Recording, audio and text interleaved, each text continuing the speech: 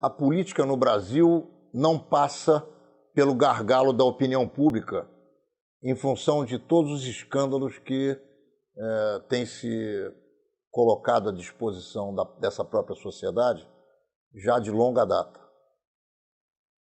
O ser humano no Brasil, ele imagina que a corrupção, que as mazelas começaram hoje, ou que elas tenham vindo de Marte. Mas nós sabemos também que desde Cabral, o descobridor, as coisas sempre andaram meio esquisitas nesse nosso país. Apesar de que todo mundo acha que político não serve, na política brasileira existem reservas morais. Seres humanos, pessoas que desempenham os seus mandatos com seriedade, com dignidade, de acordo com a ética, com decoro e principalmente com respeito aos seus colegas e ao povo, não só aquele que deu o voto ao parlamentar, mas também ao povo como um todo.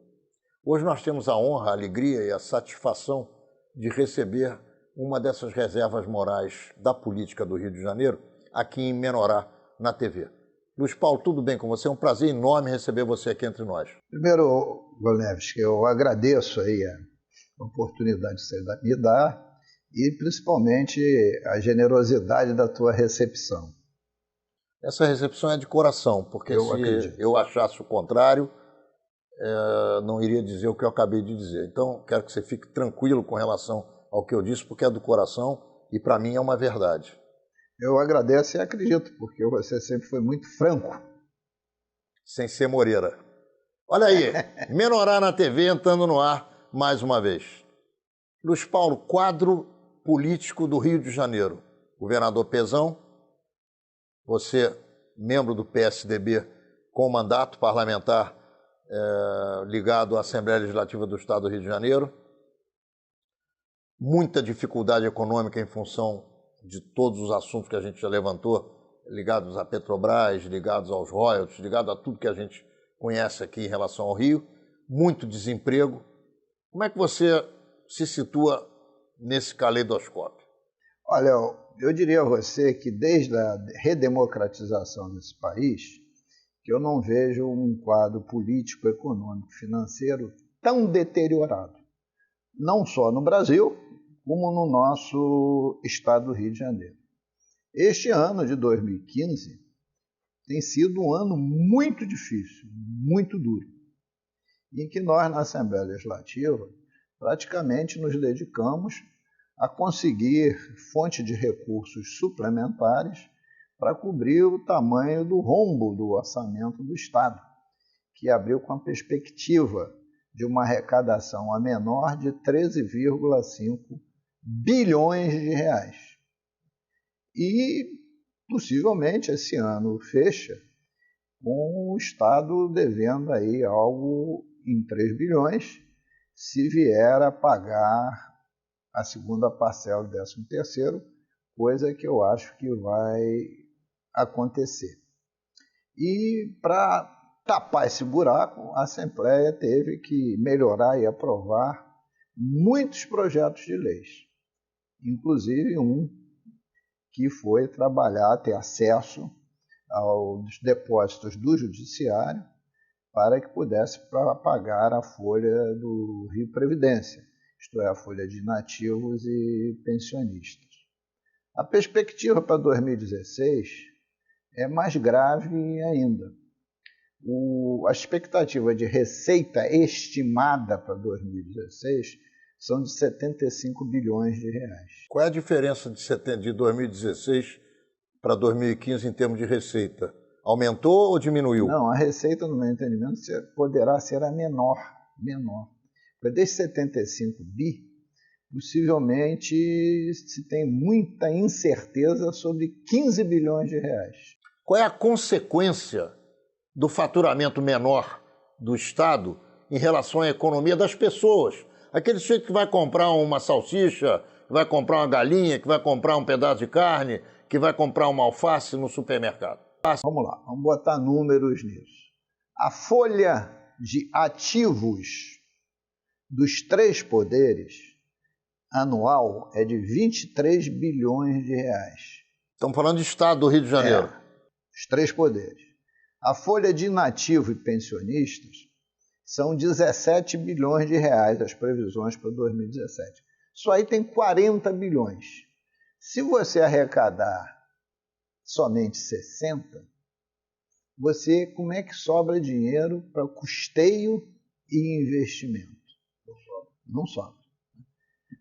Isto se você der total e absoluta prioridade à folha.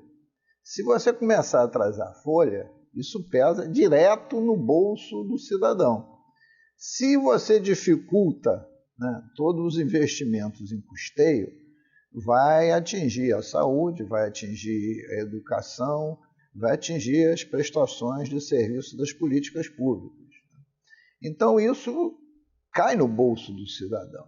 E se você não tiver investimento, você não tem estrada pavimentada, você não tem manutenção de escola, você não tem manutenção e ampliação de hospitais, etc, etc. Então é como fosse o orçamento da casa da gente, né? Se falta dinheiro, não tem dinheiro, não come. Tem alguém que tem que cortar em algum lugar, né? Então essa perspectiva é muito dura e muito difícil. De onde vem esse problema? Por que arrecada menos? Porque cobra menos? Porque os produtos que vendia não vende mais? Porque o royalty do petróleo deixou de entrar? Qual é a equação? Eu acho que tem três grandes equações. A primeira é a equação que o Brasil está passando, né? Uma crise política que afeta diretamente a economia e as finanças. Isso quer dizer o quê? Que a economia está recessiva, os juros estão altíssimos e mesmo assim a inflação está na ordem de 10 pontos percentuais. Então, se existe menos consumo, existe menos arrecadação de ICMS, Imposto sobre Circulação de Mercadoria e Serviços, que é a principal fonte de recurso do Estado, né? 75% é do Estado e 25% distribuído entre os 92 municípios. Esse é o primeiro baque.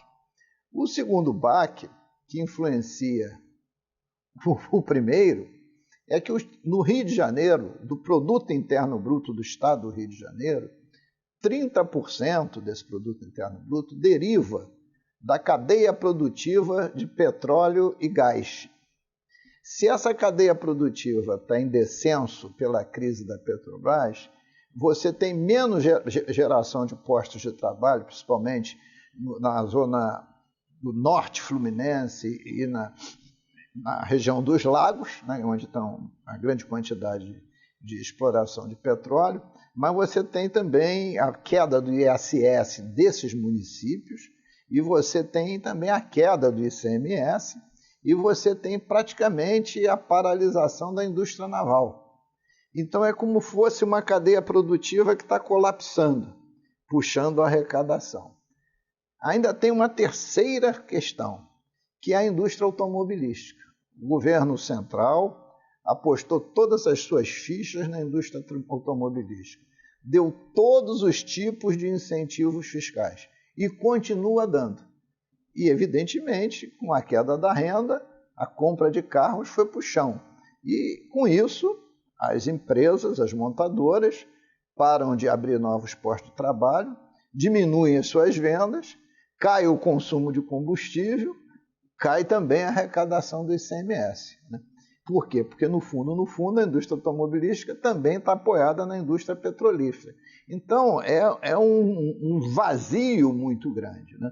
E a grande economia do nosso Estado, que sustenta o nosso Estado, é o comércio. É quem mais emprega e quem mais gera receita. E se o consumo cai, o comércio também se retrai. Então, para onde você anda, a perspectiva é dura e difícil. E se a questão política brasileira não tiver equação, dificilmente tem saída a equação econômica financeira. Luiz Paulo, Comperj. Um mundo de gente, um tsunami de gente empregada. De repente, o município de Itaboraí entra nesse vazio que você acabou de citar há menos de 2 minutos atrás. Parou? Olha, eu tive a oportunidade de, até recentemente, trabalhar numa CPI, na Assembleia Legislativa, para levantar que prejuízos econômicos, financeiros, sociais e ambientais deu a desastrosa gestão da Petrobras para o Estado do Rio de Janeiro. Inclusive, ouvindo diretores da Petrobras, da Agência Nacional de Petróleo, e visitando o Comperj. Olha que loucura. Quando o Comperj foi concebido... Você pode explicar antes o que é o Comperj? Vou explicar. Porque as pessoas não conhecem bem, não sabem do que se trata.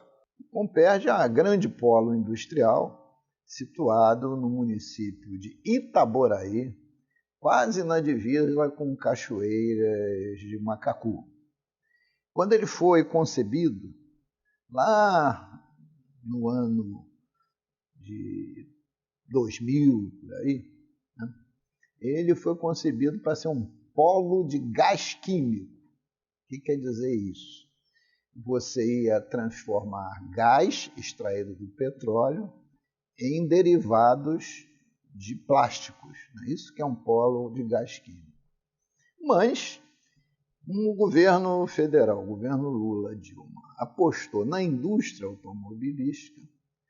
No decorrer do processo, o Comperj foi transformado de polo de gás químico em refinaria. Por quê? Porque o governo federal congelou o preço dos combustíveis nos últimos 10 anos, botou milhares de carros na rua, porque teve incentivo à indústria automobilística, o consumo de combustível subiu muito, a Petrobras não conseguia, né, refinar tanto óleo para dar conta do consumo de gasolina e diesel, começou a importar combustível e vender por um preço menor que importava.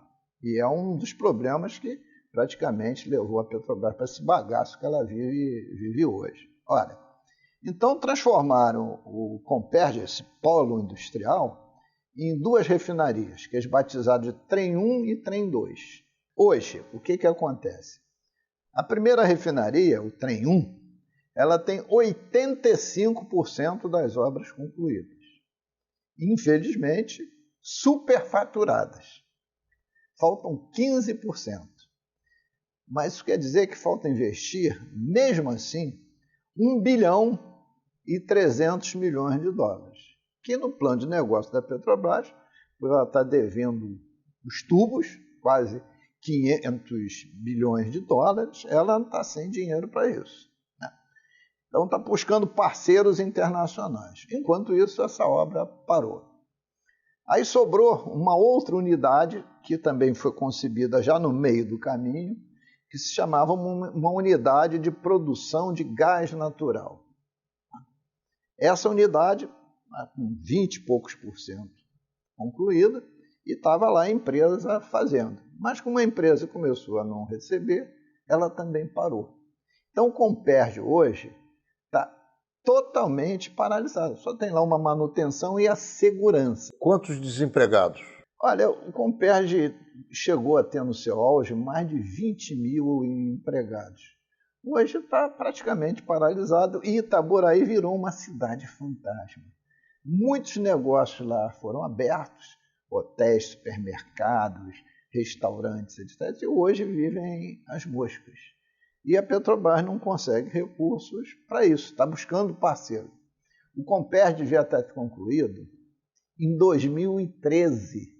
Mas com tanta mudança, a gente não tem nem data para a conclusão do mesmo. É uma tragédia para o Estado do Rio de Janeiro. Veja só, o governo federal hoje teria, né, duas grandes obras no Estado do Rio de Janeiro. O Comperj, que está parado, e a subida da Serra de Petrópolis, a nova subida da Serra, que por também teimosia de não querer trocar a obra por ampliação do prazo de concessão. O presidente Dilma disse que bancaria a obra, hoje não tem dinheiro, não vou dizer que a obra está parada, mas está com cágado, 10% andando da a sua passo capacidade. Cágado. Então, isso tudo repercute, evidentemente, na economia do Estado e, pior ainda, na dos municípios, sem exceção, porque se o Estado fracassa, os municípios fracassam juntos. Muito bem, nós estamos encerrando o primeiro bloco de Menorá na TV com o deputado estadual pelo PSDB do Rio de Janeiro à Assembleia Legislativa, Luiz Paulo Corrêa da Rocha. Não saia daí porque ele vai nos ajudar a compreender como é que a presidente do Conselho de Administração da Petrobras, que hoje é a presidente da República, não sabia de absolutamente nada do que estava acontecendo na Petrobras, principalmente no período em que ela lá esteve como presidente de seu Conselho de Administração. Não saia daí, já voltamos com Luiz Paulo Corrêa da Rocha. Estamos de volta com Luiz Paulo Corrêa da Rocha, deputado pelo PSDB, à Assembleia Legislativa do Estado do Rio de Janeiro. Luiz Paulo, como é que o senhor Lula nada sabia a respeito do mensalão e a presidente Dilma nada sabia a respeito da operação, ou melhor, dos atos que levaram à Operação Lava Jato, acontecidos na Petrobras, também na época em que ela era presidente do seu Conselho de Administração? Seu ou não seu, de Vossa Excelência, seu da Petrobras? Golevski, você já viu alguém que é culpado, ao ser acusado, confessar? Ele nega a responsabilidade, né, para se livrar, né, dessas acusações. Ora, no governo Lula, quando teve um mensalão, se teve uma articulação no gabinete civil para dar mesadas em espécie para muitos parlamentares votarem com o governo, né, é impossível que essa articulação tenha acontecido, impossível. E o presidente não tenha sabido, até porque tanto o tesoureiro da época quanto o chefe de gabinete foram condenados.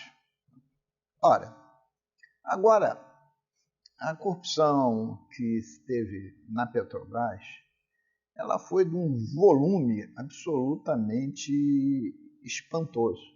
Você lembra quando começou a Operação Lava Jato? A Operação Lava Jato estimou que esse rombo inicial era de 6 bilhões. Hoje essa estimativa já foi para 42 bilhões de reais. Hoje teve a 20ª Operação Lava Jato. Desta vez no intuito também de pegar funcionários graduados da Petrobras da área internacional.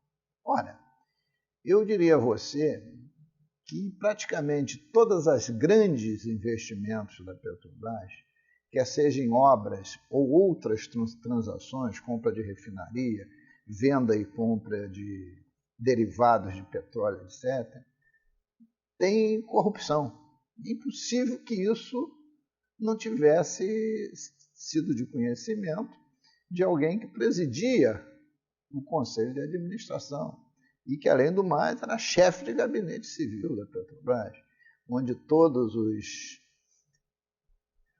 tititi político passa por lá. E também porque o governo federal tem, de alguma forma, um serviço de inteligência, independente da Polícia Federal. E na política também, né, muitas coisas você sabe por terceiros. É uma tese difícil de ser acatada, de que a presidente não tinha conhecimento de absolutamente nada, né? Mas a Operação Lava Jato continua, né? Até hoje a gente não sabe quem é que vai sobrar nessa Operação Lava Jato. E cada vez avança mais. E já saiu do âmbito da Petrobras, né? Não que o juiz Moro vá poder investigar, porque o Supremo já deslocou, mas já entrou para a Eletrobras. Já voltou também a operação que pegou a venda de sentenças, tributárias, né? Um esquema bilionário de corrupção. Dentro do judiciário. Não, dentro da Junta de Revisão Fiscal, né? O CARF, como eles chamam, Conselho de Revisão Fiscal Nacional, né? Já derivou também, né, para medidas provisórias, né, para ampliar reduções de IPI para a indústria automobilística, né? Já está sob desconfiança diversos fundos de pensão que estão quebrados, como da própria Petrobras, como dos Correios. pela má aplicação, pela má gestão dos recursos.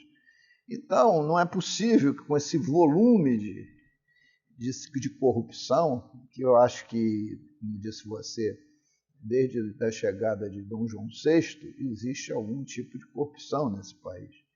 Mas nesse volume grandioso, né, é algo assim que espanta a todos. E eu acho que o momento é oportuno para passar isso tudo a limpo. E está sendo passado. O Partido dos Trabalhadores ele chegou ao poder como um partido diferente. Um partido que iria cuidar dos interesses nacionais, que iria cuidar dos interesses dos trabalhadores, que iria cuidar de trazer uma espécie de socialização com relação à divisão das riquezas nacionais, em que o povo seria agraciado com, enfim, uma grande melhoria de qualidade de vida. Você acredita que esse povo, entre aspas, acabou se representando por meia dúzia? Era essa a ideia e era esse o projeto? Ou eles se acabaram mergulhando no pote de mel e, como nunca tinham comido melado, se lambuzaram todos? A vitória foi interessante por quê? Pela alternância do poder, que é um dos princípios da democracia. Viria o PT, que é um partido que lutou muito para chegar ao poder, que também tinha um ideário, de alguma forma, pelo menos no discurso, social-democrata, comprometido com a ética, e assumiram o poder. Ao longo dos anos, mostraram o quê? Foi um populismo barato de esquerda, e fizeram um projeto de perpetuação no poder, usando, né, como substância fundamental o erário, né, o tesouro, o dinheiro público. Né? E esse projeto de poder, né, como você bem o disse, ele não serviu só para viabilizar o projeto de poder, mas também para o enriquecimento até a quarta, quinta geração de muita gente. Então se tornou um partido, pela sua cúpula, mesquinho, menor, que hoje está sendo rejeitado profundamente pela população. Né? E isto fez um mal imenso para a política. O PT é o partido que mais mal fez a política. Por quê? Porque vendeu esperança para o povo. E depois traiu o povo naquilo que ele tem. O povo, para mim, é de mais valor para a população, que é a própria esperança. A ponto de hoje a população dizer assim, políticos são todos iguais, ladrões, safados, etc, etc. Não escapa ninguém, né? Se nivela todos por baixo. O que também é injusto. Né? Mas foi esse o legado, infelizmente, que o PT vai deixar ao sair do poder para o Brasil. E essas eleições municipais vão mostrar duas coisas claramente. A abstenção nulo e branco vai ter proporções inimagináveis e o PT vai ter uma rejeição nas urnas extraordinária. Você acredita que o ex-presidente da República, não pela vontade dele, mas pela vontade do povo, volte a ocupar essa posição?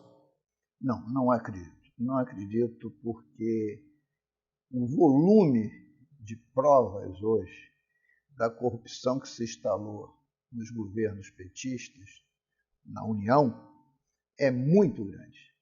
Isso inviabiliza que qualquer pessoa desse chamado núcleo duro do PT, que geriu o PT nesse tempo, e o Lula sendo a figura central, possa ter qualquer possibilidade de se eleger para qualquer cargo majoritário.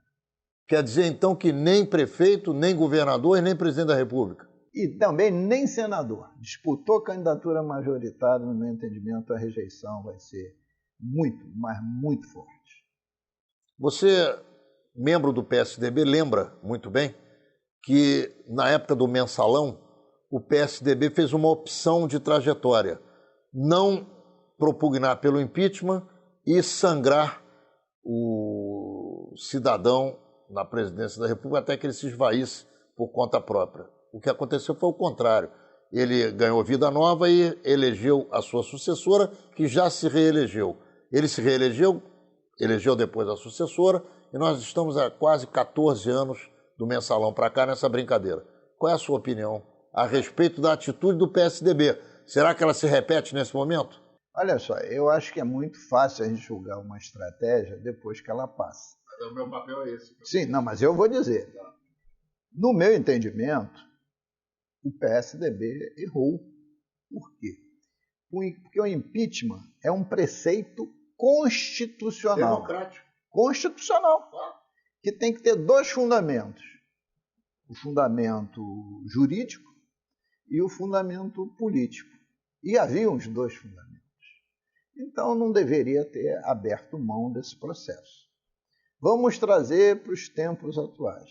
No meu entendimento, existem também os dois fundamentos, mas o fundamento jurídico ainda está um pouco nebuloso, né? Então, é hora da oposição, de nós, do PSDB, sermos duramente críticos a tudo isso que está acontecendo. Eu acho que não justifica, nesse atual momento, para buscar o impeachment, ser condescendente com o Eduardo Cunha. Posição que já foi revista, mas que fez uma perda de tempo, porque ele soube jogar muito bem com essa hipótese do impeachment, na oposição acenando em botar o impeachment em pauta, e para o PT mostrando que ele podia ser aquele que não botaria o impeachment em pauta. E eu acho que você tem que fazer a tua luta política, estabelecer relações, etc., mas há limites para essas combinações que você faz dentro do parlamento. Felizmente, o PSDB está corrigindo o rumo, mas senão erraria de novo. Estamos encerrando o segundo bloco de Menorá na TV com Luiz Paulo Corrêa da Rocha. Não saia daí.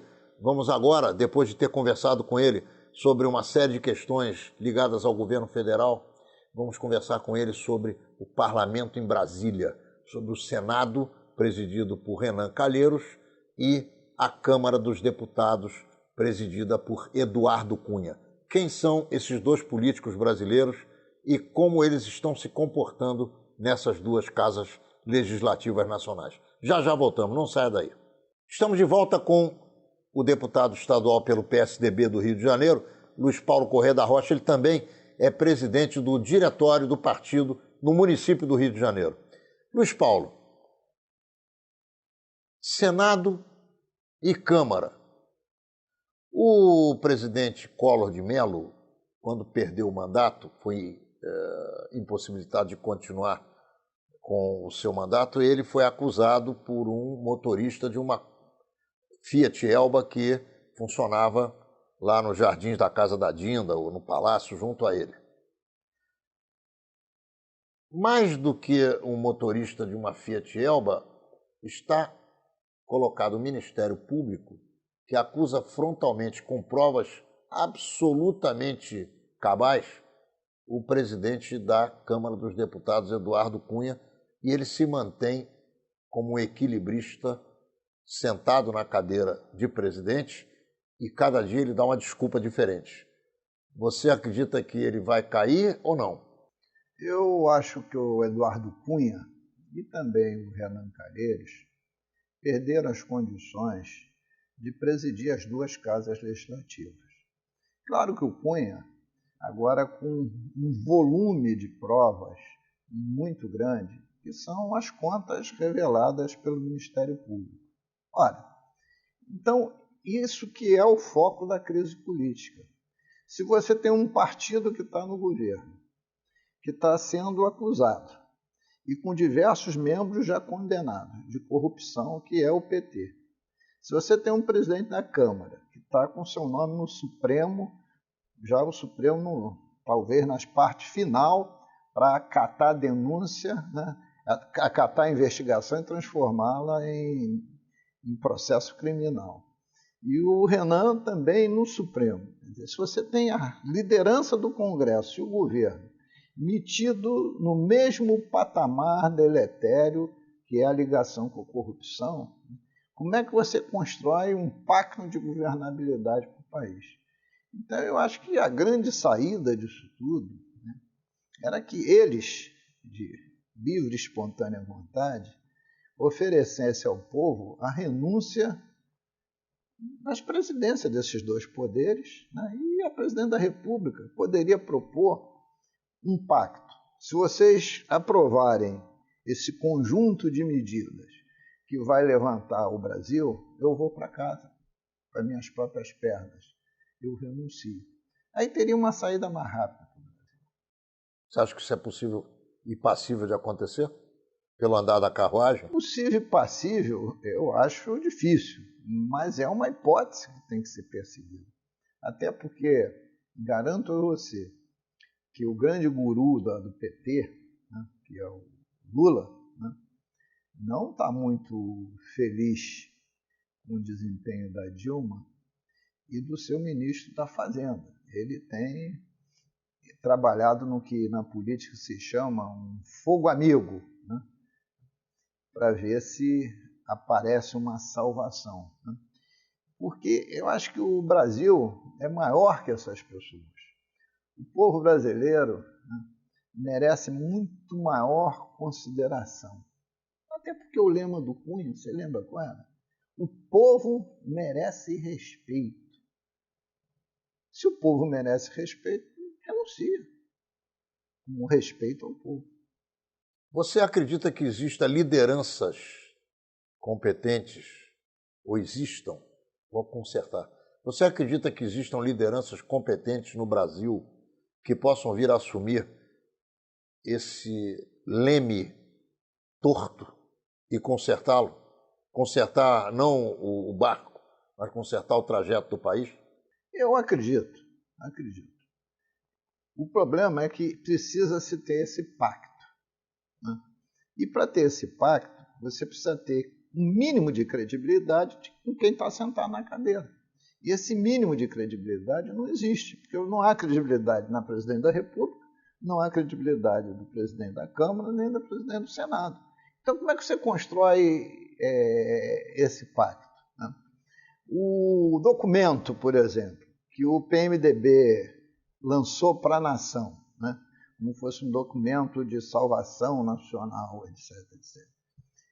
Faltou um artigo. Né? Ele escreveu embaixo que aquele é um pacto de salvação com Michel Temer, presidente da República. Isto foi omitido.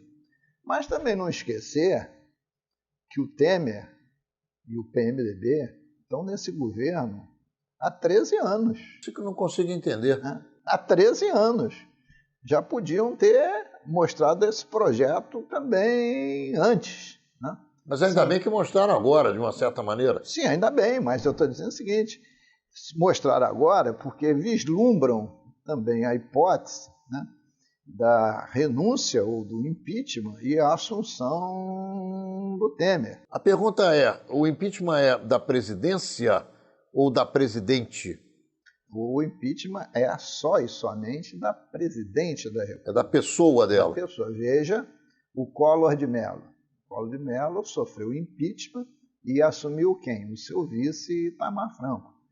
O impeachment é só da presidente. Agora, se houver a cassação no Tribunal Superior Eleitoral por uso de poder econômico, nas candidaturas, aí sim, aí sai o presidente e o vice, e aí se chama, em 30 dias, uma nova eleição presidencial. E se acontecer isso antes de que o Eduardo Cunha saia, ou por conta própria, ou porque foi retirado, ele passa a ser o presidente da República. Mas aí só para chamar a eleição por 30 dias, né? Porque tem que ter eleição. Mas eu acho que rapidamente o desfecho vai ser outro. O Conselho de Ética seguramente vai aceitar a admissibilidade, né? Não é que vai caçar. Depois vai para o plenário. Não, primeiro você aceita, primeiro o Conselho de Ética. Aceita a admissibilidade. Da admissibilidade gera o direito da defesa, aí o Conselho de Ética julga. julga pela cassação ou não. E aí, qualquer que seja o julgamento, vai para o referendo do plenário. É um processo mais longo e difícil, mas eu acho que até o final do ano, é axiologia, o Supremo Tribunal Federal vai dar conta do recado. Vai transformar a investigação em um processo criminal. Luiz Paulo, o que vai bem no Brasil, dentro de toda essa parafernália de problemas, e ainda contando com a ideia de que o futebol nunca foi tão mal? Nós estamos em 5º lugar nas eliminatórias para a Copa do Mundo, o Dunga é contestado absurdamente, e o presidente da CBF quer um habeas corpus para não ser preso a qualquer momento. O que você me diria desse quadro que também atinge o futebol brasileiro e que é um dos patrimônios nacionais mais amados pela população? Leves, pior não é que atinge o futebol brasileiro, atingiu em cheio também a FIFA, que passou a ser uma entidade de quadrilheiros, onde a CBF se associou. Ora, diante disso, o esporte, o futebol, que tinha toda a magia sobre o povo, também nos levou a uma grande desesperança, até com a humilhação daquela goleada de 7-1 em pleno Maracanã.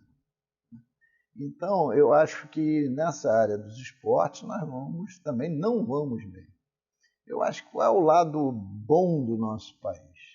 Acho que o lado bom do nosso país é o nosso povo, que apesar dos pesares, continua sendo um povo trabalhador, lutador, um povo digno, um povo altivo, que não entrega os pontos.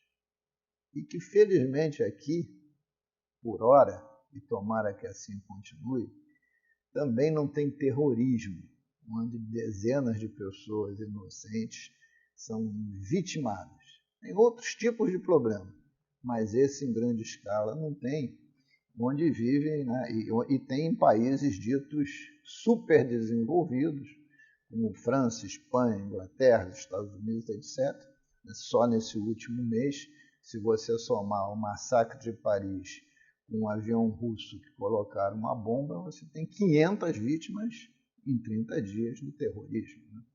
Então, a nossa qualidade é a alma, o espírito do nosso povo, que é resistente. Conta um pouco para a gente a respeito do PSDB. Como é que vão funcionar as eleições municipais para vocês do PSDB? A ideia é sair com candidato próprio, é participar de uma coalizão? O que vocês estão pensando? O partido hoje, quem preside o partido a nível nacional é o senador Aécio Neves. Quem preside o partido a nível regional é o deputado federal Otávio Leite. E eu presido o diretório da capital. A nossa concepção, e de quase todos os quadros do PSDB do Rio de Janeiro, é que a gente tenha candidatura própria, pelo menos nos grandes municípios desse estado. Principalmente naqueles municípios que tenham televisão e rádio. Por quê? Porque a eleição será curtíssima, de praticamente 30 dias, são 45, mas se você tirar o tempo de ter CNPJ, o tempo de abrir conta, depois de ter alguma doação para mandar fazer material, tudo dentro da legalidade, porque a doação agora só é de pessoa física, então é uma eleição curtíssima de 30 dias. E uma eleição curtíssima de 30 dias, nos grandes municípios, vai se resolver, claro, em rádio e televisão muito mais do que em ação de rua. Então, diante dessa lógica, e uma lógica também que o PT está no bagaço, e que vai ter um quantitativo imenso de voto nulo, branco, de abstenção, o PSDB foi um partido que cresceu porque exatamente se colocou na oposição. E é incrível o número de jovens que cada dia mais se filiam ao PSDB. Eu acho que nós vamos ver uma oportunidade ímpar. Eu diria que aqui no estado do Rio de Janeiro, os dois partidos que têm mais chances de ter bom resultado eleitoral é o próprio PSDB e o PMDB.